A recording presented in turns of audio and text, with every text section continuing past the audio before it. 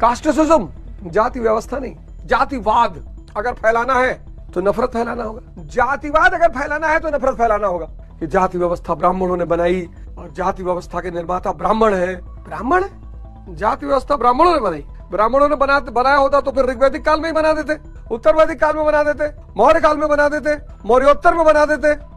जाति व्यवस्था की शुरुआत हुई गुप्तोत्तर काल से और व्यवस्था के रूप में वो पैदा हुई राजपूत काल में, और सिर्फ एक वजह है उसके जन्म की, और उस वजह का नाम है जजमानी व्यवस्था। उसको ब्राह्मणों ने नहीं बनाई।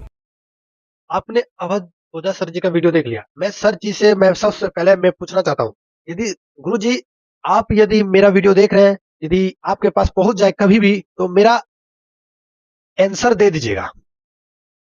मैं आपसे पूछना चाहता हूं कि यदि उसने नहीं बनाया है तो वो पालन क्यों कर रहा है?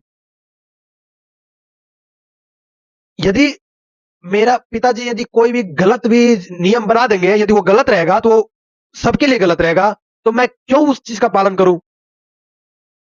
और यदि वो नहीं बनाया है तो मैं पालन ही क्यों करूं? क्यों जाति व्यवस्था का पालन करूं?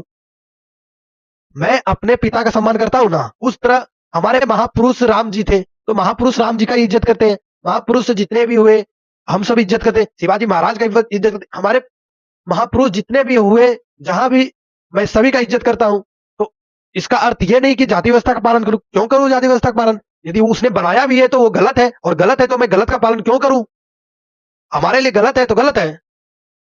और मैं आप मुझसे भी यही पूछना चाहता हूं, यदि उसने नहीं बनाया है तो जो भी पालन कर रहा है, इसका अर्थ उसका बाप ने या पिताश्री ने बनाया है, और यदि नहीं बनाया है तो उसे पालन नहीं करना चाहिए, और यदि बनाया भी है और गलत है तो नहीं पालन करना चाहिए, क्योंकि गलत गलत होता है, चाहे वो किसी के लिए भी हो।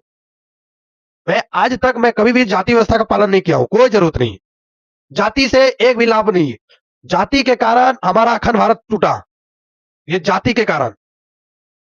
जिस समय वर्ण व्यवस्था कर्म के आधार को हटा के जन्म के आधार पे हुआ, तब से ये हमारे अखंड भारत टूट गया।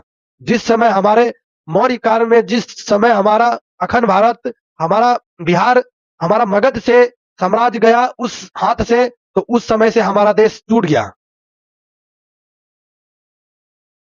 और मैं आज भी कह देना चाहता हूं पूरा बिहार में, पूरा भारत में, मैं पूरा भारत में कह देना चाहता हूं कि आज भी तुम मारे जाओगे।